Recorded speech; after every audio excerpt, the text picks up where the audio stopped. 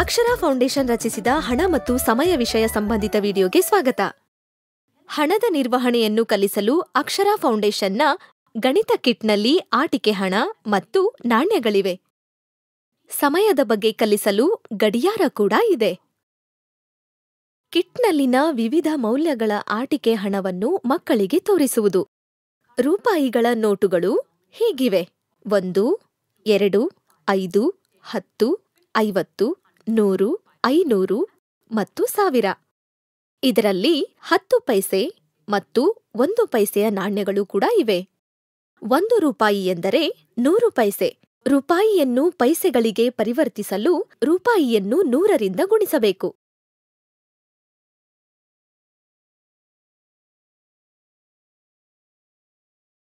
ಯಾವುದೇ ವಸ್ತುವನ್ನು ಖರೀದಿಸಲು ಅದರ ಬೆಲೆಯನ್ನು ತಿಳಿಯಬೇಕು.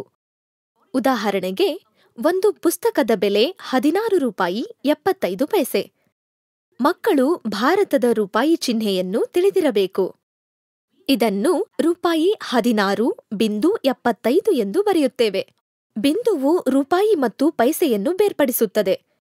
ವಸ್ತುಗಳ ಬೆಲೆ 1 ರೂಪಾಯಿಗಿಂತ ಕಡಿಮೆ ಇದ್ದಾಗ, ಅಂದರೆ 50 ಪೈಸೆಯನ್ನು 0.50 ಎಂದು ಬರೆಯುತ್ತೇವೆ. ವಿವಿಧ ಮೌಲ್ಯದ ನೋಟುಗಳನ್ನು ಸಂಯೋಜಿಸಿ ನಿಗದಿತ ಮೊತ್ತವನ್ನು ಮಾಡಬಹುದು ಎಂಬ ಮೋಜಿನ ಅಂಶವನ್ನು ಮಕ್ಕಳಿಗೆ ತೋರಿಸುವುದು. ಉದಾಹರಣೆಗೆ, ವಿವಿಧ ಮೌಲ್ಯದ ನೋಟುಗಳನ್ನು ಸಂಯೋಜಿಸಿ 126 ರೂಪಾಯಿ ಮಾಡಲು ತಿಳಿಸುವುದು. 4 ಗೆಳೆಯರು ಟೋನಿ, ಶಾಹಿದಾ, ರವಿ ಹಾಗೂ ಮಮತಾ ತಮ್ಮ ತಮ್ಮ ಹಣ ಒಟ್ಟುಗೂಡಿಸಿ ಪಟಾಕಿ ಖರೀದಿಸಲು ನಿರ್ಧರಿಸುತ್ತಾರೆ. ಟೋನಿಯ ಬಳಿ 56 ರೂಪಾಯಿ, ಶಾಹಿದಾಳ ಬಳಿ 44, ರವಿಯ ಬಳಿ 58 ಮತ್ತು ಮಮತಾಳ ಬಳಿ 42 ರೂಪಾಯಿಗಳಿವೆ. ಮೊದಲಿಗೆ ನೋಟುಗಳನ್ನು ಬೇರ್ಪಡಿಸಿ ನಂತರ ಎಣಿಸಿದಾಗ ಅವರ ಬಳಿ 200 ರೂಪಾಯಿ ಇದೆ ಎಂದು ತಿಳಿಯಿತು. ಟೋನಿಯು ಚಿಲ್ಲರೆ ಹಣವನ್ನು ತನ್ನ ತಾಯಿಗೆ ಕೊಟ್ಟು 100ರ 2 ನೋಟುಗಳನ್ನು ತನಗೆ ಪಡೆಯುತ್ತಾನೆ. ನಾವು ಹೀಗೆ ಬೇರೆ ಬೇರೆ ಚಿಕ್ಕ ಮೌಲ್ಯದ ನೋಟುಗಳ ಬದಲಿಗೆ ದೊಡ್ಡ ಮೌಲ್ಯದ ನೋಟುಗಳನ್ನು ಪಡೆದಾಗಲೂ ಸಹ ಅದರ ಮೌಲ್ಯ ಬದಲಾಗುವುದಿಲ್ಲ. ಮಕ್ಕಳು 16 ರೂಪಾಯಿ 75 ಪೈಸೆಯ ಚಿತ್ರಕಲೆಯ ಪುಸ್ತಕ ಮತ್ತು 12 ರೂಪಾಯಿ 50 ಪೈಸೆಯ ಬಣ್ಣದ ಪೆನ್ಸಿಲ್ ಬಾಕ್ಸ್ಗಳ ಒಟ್ಟು ಮೊತ್ತವನ್ನು ಕಂಡುಹಿಡಿಯಲಿ. 75 ಮತ್ತು 50 ಪೈಸೆ ಸೇರಿ 125 ಪೈಸೆ ಆಗುವುದು. 125 ಪೈಸೆ ಅಂದರೆ 100ಕ್ಕೆ 25 ಸೇರಿಸಿ, ಅಥವಾ 1 ರೂಪಾಯಿ ಮತ್ತು 25 ಪೈಸೆ ನಾಣ್ಯದಲ್ಲಿ. ಆದ್ದರಿಂದ 16 ರೂಪಾಯಿ, 12 ರೂಪಾಯಿ ಹಾಗೂ 1 ರೂಪಾಯಿ ಸೇರಿ 29 ರೂಪಾಯಿ ಆಗುವುದು. ಈಗ ಒಟ್ಟು ಮೊತ್ತವು 29 ರೂಪಾಯಿ 25 ಪೈಸೆ ಆಗಿದೆ. ಮಕ್ಕಳು ಹಾಳೆಯ ಮೇಲೆ 2 ಲಂಬ ಸಾಲುಗಳನ್ನು ಬರೆದು ಬಲಗಡೆ ಸಾಲಿಗೆ ಪೈಸೆ ಎಂದು, ಎಡಗಡೆ ಸಾಲಿಗೆ ರೂಪಾಯಿ ಎಂದು ಗುರುತಿಸಲಿ. ಮಕ್ಕಳಿಗೆ ನೆನಪಿಸಿ, ಸಂಕಲನವನ್ನು ಬಲಗಡೆಯ ಸ್ಥಾನದಿಂದ ಪ್ರಾರಂಭಿಸಿ ದಶಕವನ್ನು ಎಡಗಡೆಯ ಸ್ಥಾನದಲ್ಲಿ ಬರೆಯುವಂತೆ.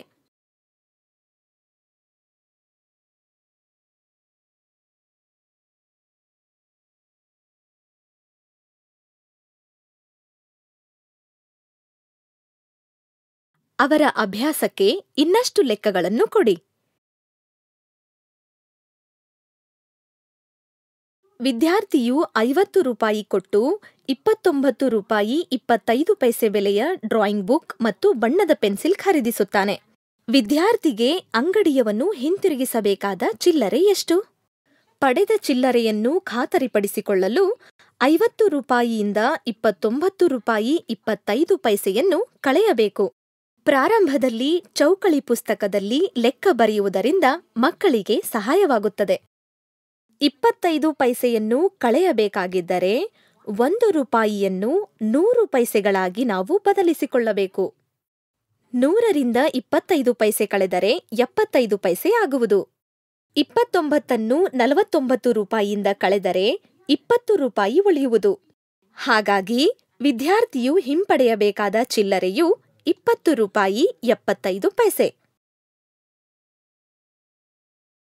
ಒಂದು ಪೆನ್ ಬೆಲೆ 5 ರೂಪಾಯಿ 25 ಪೈಸೆ ಆದರೆ 7 ಪೆನ್ಗಳ ಬೆಲೆ ಎಷ್ಟು?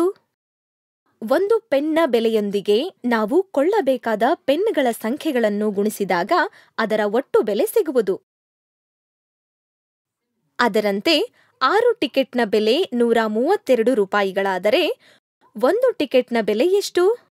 ಒಂದು ಟಿಕೆಟ್ನ ಬೆಲೆ ತಿಳಿಯಲು ಒಟ್ಟು ಮೊತ್ತವನ್ನು ಟಿಕೆಟ್ನ ಸಂಖ್ಯೆಯಿಂದ ಭಾಗಿಸಬೇಕು. ಈಗ ಟಿಕೆಟ್ನ ಬೆಲೆಯು 22 ರೂಪಾಯಿ ಎಂದು ತಿಳಿಯುವುದು.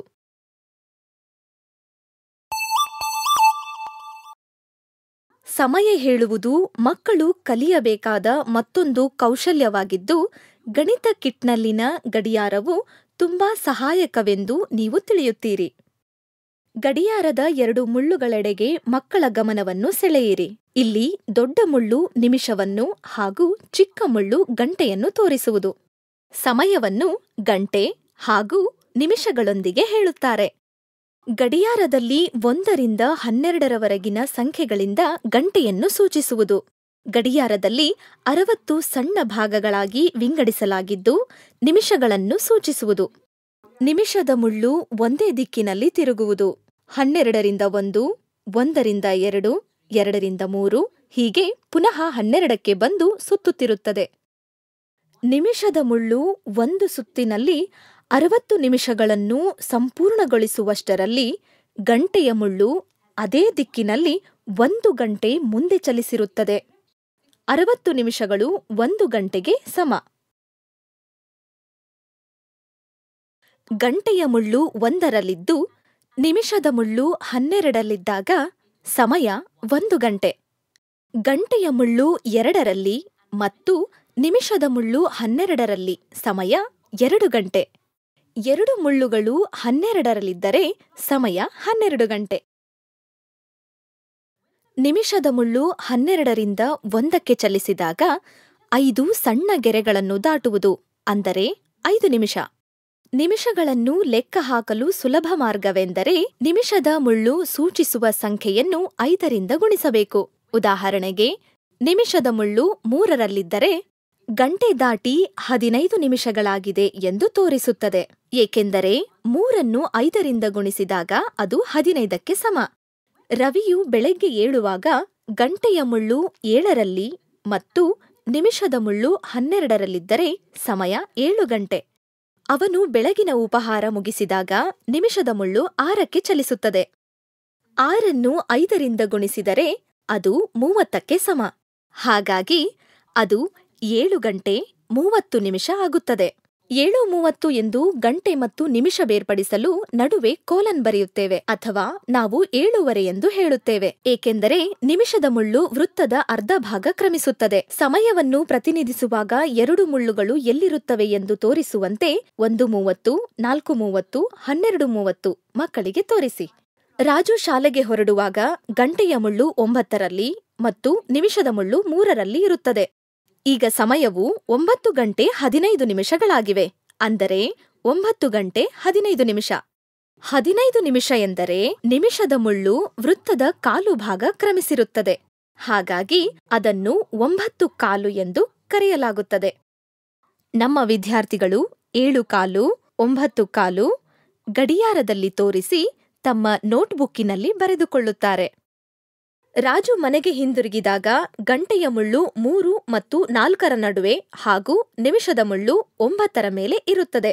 ಇದನ್ನು 3:45 ಎನ್ನುತ್ತೇವೆ, ಏಕೆಂದರೆ 9ಅನ್ನು 5ರಿಂದ ಗುಣಿಸಿದಾಗ 45. ಆದ್ದರಿಂದ ಇದನ್ನು 3:45 ಎನ್ನುತ್ತೇವೆ. ಅಂದರೆ 4 ಗಂಟೆಗೆ 15 ನಿಮಿಷ ಬಾಕಿಯಿದೆ.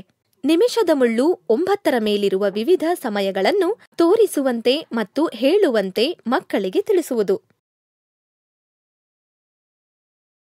ದಿನವು ಮಧ್ಯರಾತ್ರಿಯಿಂದ ಪ್ರಾರಂಭವಾಗುತ್ತದೆ. ಮಧ್ಯರಾತ್ರಿ 12ರಿಂದ ಮಧ್ಯಾಹ್ನ 12 ಗಂಟೆವರೆಗಿನ ಅವಧಿಯನ್ನು ಪೂರ್ವಾಹ್ನ AM ಎಂದು ಎನ್ನಲಾಗುವುದು. ಉದಾಹರಣೆಗೆ, ರಾಜು ಬೆಳಗ್ಗೆ ಏಳುವ 7 ಗಂಟೆಯ ಸಮಯವನ್ನು ಪೂರ್ವಾಹ್ನ ಎನ್ನಲಾಗುವುದು. ಅವನು ಶಾಲೆಗೆ ಹೋಗುವುದು 9:15ಕ್ಕೆ. ಅಂತೆಯೇ ಮಧ್ಯಾಹ್ನ 12ರಿಂದ ಮಧ್ಯರಾತ್ರಿ 12 ಗಂಟೆಯವರೆಗಿನ ಅವಧಿಯನ್ನು ಅಪರಾಹ್ನ PM ಎನ್ನಲಾಗುವುದು. ರಾಜು ಶಾಲೆಯಿಂದ ಹಿಂದಿರುಗುವ ಸಮಯ 3:45 PM ಹಾಗೂ ಮಲಗುವ ಸಮಯ 9:30 PM. ಮಕ್ಕಳು 24 ಗಂಟೆಗಳ ಸಮಯ ಅರಿಯುವುದಕ್ಕೂ ಮೊದಲು ಅವರು AM ಮತ್ತು PM ಬಗ್ಗೆ ಚೆನ್ನಾಗಿ ತಿಳಿದಿರಲಿ.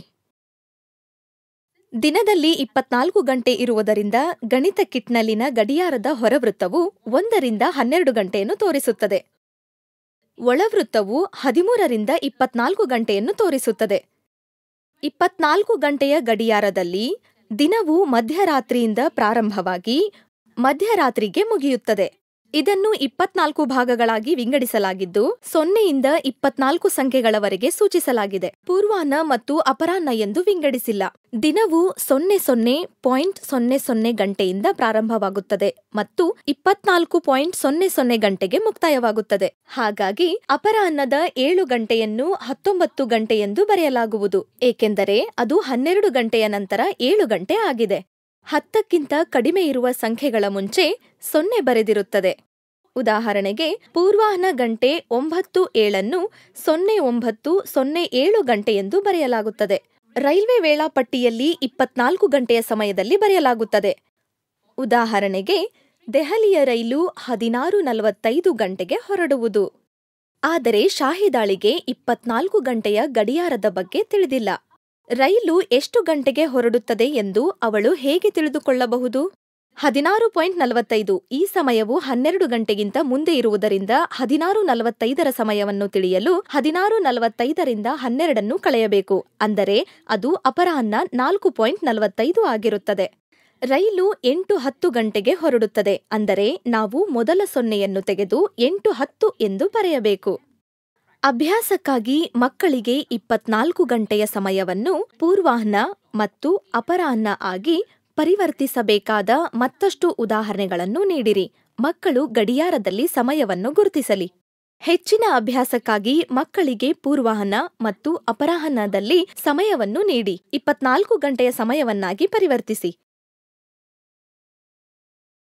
ಮಕ್ಕಳು ಸಮಯವನ್ನು ಹೇಳಲು ಶಕ್ಯರಾದಾಗ ಅವರ ದೈನಂದಿನ ಜೀವನದಲ್ಲಿ ಅವರ ಉಪಯುಕ್ತತೆಯನ್ನು ತಿಳಿಯುತ್ತಾರೆ. ಅವರು ಪಠ್ಯಪುಸ್ತಕದ ಸಮಸ್ಯೆಗಳನ್ನು ವಿಶ್ವಾಸದಿಂದ ಬಿಡಿಸುತ್ತಾರೆ.